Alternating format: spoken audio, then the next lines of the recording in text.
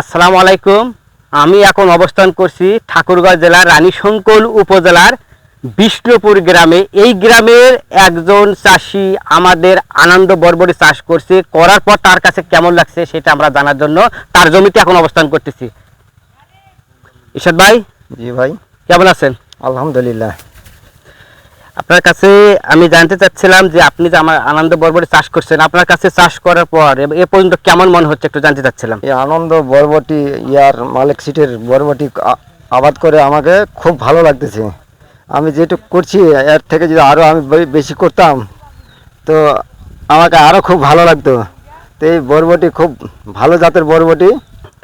ইরশাদ ভাই, জি ভাই, আপনি যে আমাদের আনন্দ বরবটি করছেন, কতখানি মাটিতে করছেন, কেন করছেন এবং কি মনে হচ্ছে আপনার কাছে? 6 শতক জমি আমি আবাদ করছি। এই বরবটি আমাকে খুব ভালো লাগছে। এই বরবটি আমি 25,000 টাকা বিক্রি করে ফেলেছি অলরেডি।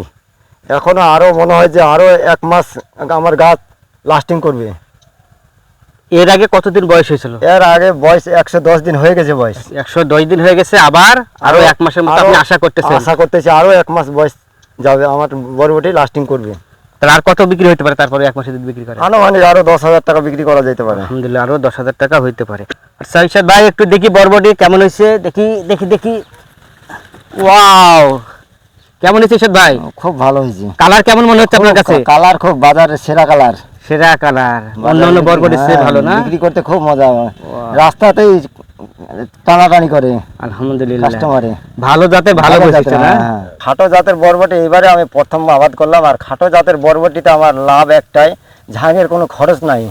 খুব ভালো, বুঝছেন ইরশাদ ভাই, জি ভাই। আপনার এলাকায় এই খাটো জাতের বরবটি আর কেউ করছে কি? জি করছে। কেমন ওইটা আপনার কাছে মনে হচ্ছে? ওটা আমার কাছে পছন্দ না। ওনারাও আসে আমাকে বলে যে ওই বরবটি আমরা লাগাই খুব ভুল করছি, আপনার জাতটা যে এত ভালো আমরা ভাবতে পারি নাই। কেন, ওটার বয়স কতদিন? কি ওটার বয়স 100 দিন হয় নাই, তাতে ওটা অলরেডি শেষ হয়ে গেছে। অলরেডি শেষ, আর আপনি এখন 1 মাস আশা করতেছেন? আর আমার কাছে আমি আরো 1 মাস আশা করতেছি। ইরশাদ ভাই, জি ভাই, ওই খাটো এবং লম্বা যে বরবটি হোক, যে বরবটি আছে ওই জাত আর আমাদের এই জাতের মধ্যে রোগ বালাইয়ের পার্থক্য কি দেখতে পাচ্ছেন? রোগ বালাই ওটা যাতে ভাইরাস বেশি আছে, এটা যাতে আমার কোনো ভাইরাস নাই। এটা জাত খুব ভালো জাত। মানে কোনো ভাইরাস দেখা যাচ্ছে না?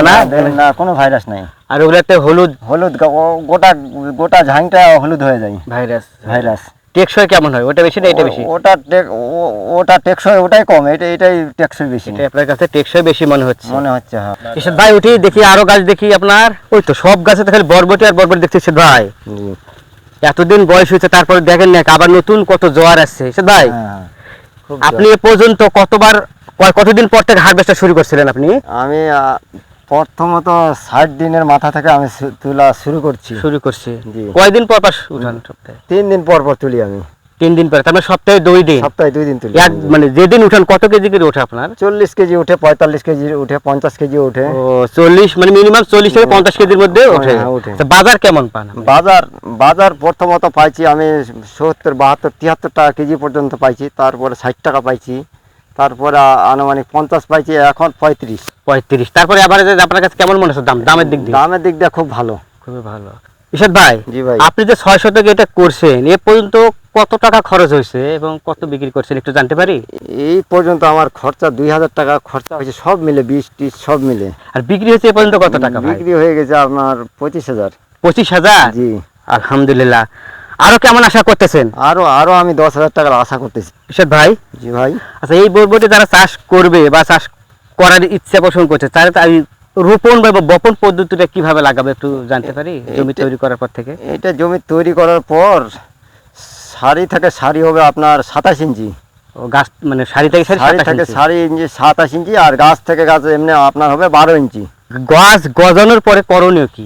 গাছ গজানোর পরে আপনার কামান দেওয়া লাগবে। কামান দেওয়ার পরে মনে করেন যে 20 থেকে 25 দিনের মধ্যে মাটি দেওয়া লাগবে। ও মানে আলুতে যেভাবে মাটি দেয়, কোনো খুঁটি খাটা কিছু লাগবে না? না। বাহ, খুব ভালো। তাহলে তো ওই খুঁটি খাটা কিছু নাই, এমনি খালি মাটি দেওয়া লাগবে। না?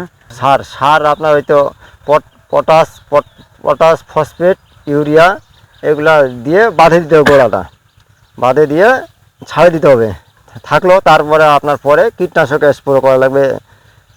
কতদিন পর পর কি আপনার 1 সপ্তাহ পর পর লাগবে। কি কীটনাশক দিতে হয় ভাই? কীটনাশক লাগবে ছিদ্রকারী পোকার, লাগবে আপনার লাহি পোকা, আর কি লাগে? আর লাগবে আপনার হালকা করে পচনের বীজ দেওয়া লাগবে, মাঝে মধ্যে পছন্দের বীজ দেওয়া লাগবে। তাহলে ইরশাদ ভাই, আপনি এই আনন্দ বরবটি চাষ পদ্ধতি, রোপণ বপন এবং সার কীটনাশক যেটা বললেন, এভাবে বললেই তো কৃষকরা লাভবান হবে না? আলহামদুলিল্লাহ ভাই, লাভবান হবে না। তো ঠিক আছে, আমরাও চাচ্ছি এভাবে তারা চাষাবাদ করে লাভবান হোক। তো ঠিক আছে ইরশাদ ভাই, আমরা এখন আসি। আসসালামু আলাইকুম। আনন্দ